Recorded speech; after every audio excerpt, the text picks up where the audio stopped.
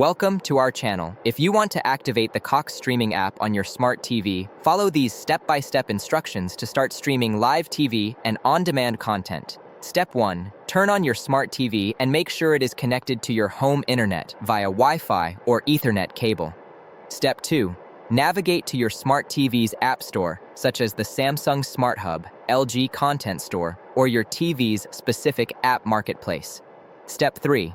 Search for the Cox Contour app by typing Cox or Contour into the search bar. Step 4. Select the Cox Contour app from the search results and click Install or Download to add it to your TV. Step 5. Once the app is installed, open it from your list of apps. Step 6. The Cox Contour app will display an activation code on your TV screen along with instructions to visit cox.com, activate on demand. Step 7. Using a computer, smartphone, or tablet, open a web browser and go to cox.com, activate on demand.